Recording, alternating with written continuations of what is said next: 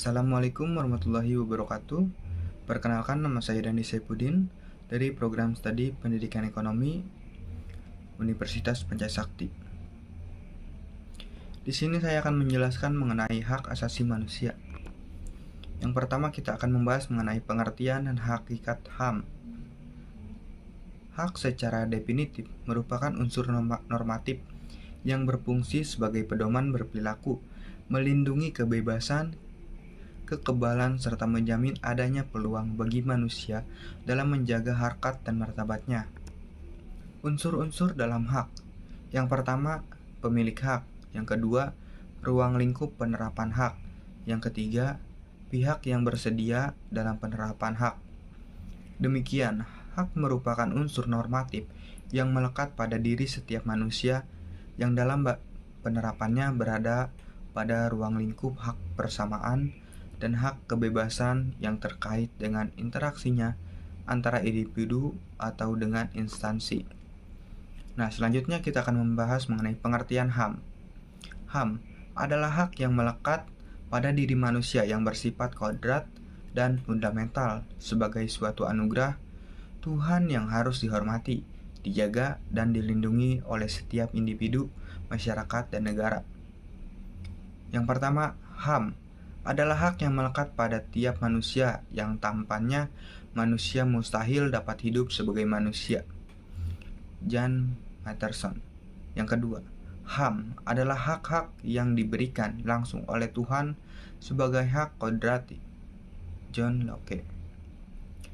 Sifat mendasar fundamental tidak dapat dicabut oleh siapapun, melekat dalam diri manusia.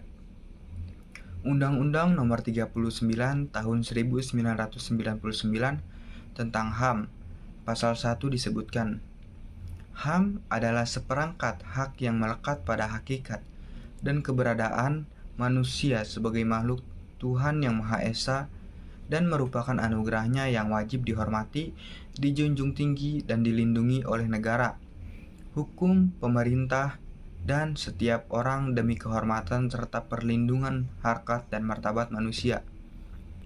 Kesimpulan tentang HAM. HAM tidak perlu diberikan, dibeli, ataupun diwarisi. HAM adalah bagian dari manusia secara otomatis. Yang kedua, HAM berlaku untuk semua orang tanpa memandang jenis kelamin, ras, agama, etnis, pandangan politik, atau asal-usul sosial dan bangsa. Yang ketiga, HAM tidak bisa dilanggar. Tidak seorang pun mempunyai hak untuk membatasi atau melanggar hak orang lain. Orang tetap mempunyai hak meski negara membuat hukum yang tidak melindungi atau melanggar HAM. Generasi pemikiran HAM. Yang pertama, pengertian HAM hanya berpusat pada bidang hukum dan politik akibat dampak PD, totalitarianisme, kolonialisme, dan sebagainya. Yang kedua, HAM tidak hanya problem hak yuridis, melainkan hak sosial, ekonomi, politik, dan budaya. Yang ketiga, keadilan dan pemenuhan HAM haruslah dimulai sejak dimulainya pembangunan, bukan setelah pembangunan selesai. Yang keempat, dipelopori oleh negara di kawasan Asia pada tahun 1983 yang mengkritik peranan negara yang dominan dalam tiap proses pembangunan dan menimbulkan dampak negatif terabaikannya sejak kesejahteraan sosial. Perkembangan HAM di Indonesia. Yang pertama, sebelum kemerdekaan pada tahun 1908 sampai 1945.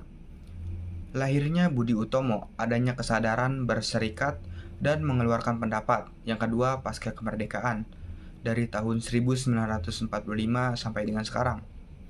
Periode 1945 sampai dengan 1950. Hak untuk merdeka, hak untuk berserikat, hak menyampaikan pendapat. Pada periode 1950 sampai 1959, periode demokrasi parlementer liberal.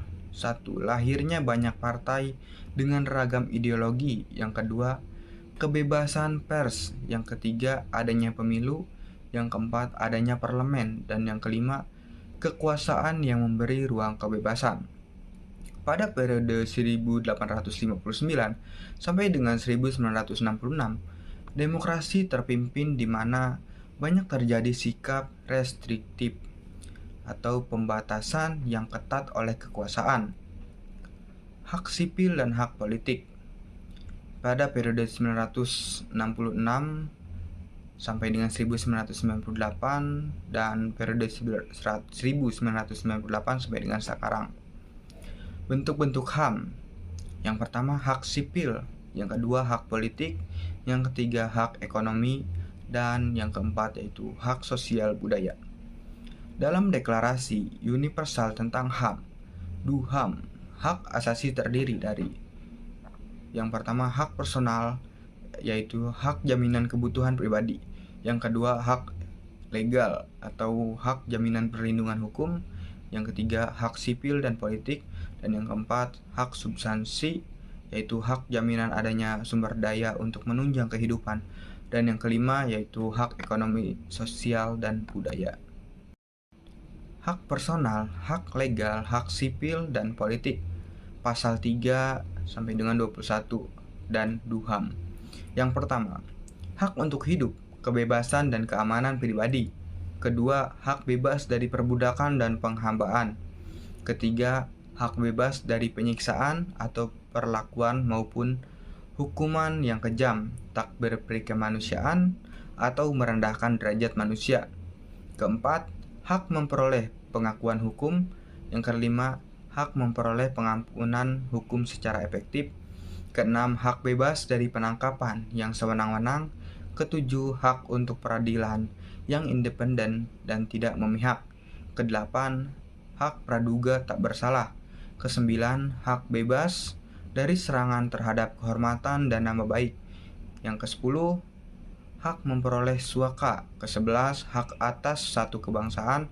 Kedua-belas, hak untuk menikah dan membentuk keluarga. Yang ke-13, hak untuk mempunyai hak milik. Ke-14, hak bebas berpikir, berkesadaran, dan menyatakan pendapat. Ke-15, hak berhimpun dan berserikat.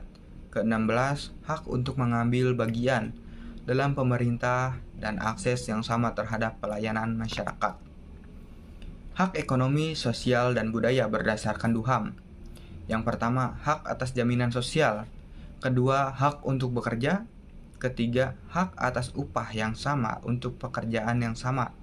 Keempat, hak untuk bergabung ke dalam serikat-serikat buruh. Kelima, hak atas istirahat dan waktu senggang. Keenam, hak atas standar hidup yang pantas di bidang kesehatan dan kesejahteraan. Ketujuh, hak atas pendidikan. Dan yang terakhir ke-8 yaitu hak untuk berpartisipasi dalam kehidupan yang berkebudayaan dari masyarakat. HAM dalam Undang-Undang Dasar 1945. Yang pertama, hak kebebasan untuk mengeluarkan pendapat. Kedua, hak kedudukan yang sama di dalam hukum. Yang ketiga, hak kebebasan berkumpul. Keempat, hak kebebasan beragama. Kelima, hak penghidupan yang layak. Keenam, hak kebebasan berserikat. Dan ketujuh yaitu hak memperoleh pengajaran dan pendidikan. Nilai-nilai HAM, partikular dan universal. Yang pertama, teori realitas, realistic theory. Fakta adanya egoisme manusia. Yang kedua, teori relativitas kultural, bahwa nilai moral dan budaya bersifat partikular.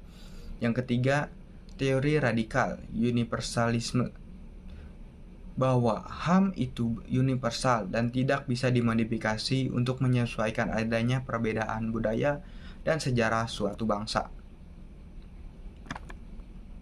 Mungkin cukup sekian yang bisa saya sampaikan, kurang lebihnya mohon maaf. Wabillahi taufiq wal hidayah. Wassalamualaikum warahmatullahi wabarakatuh.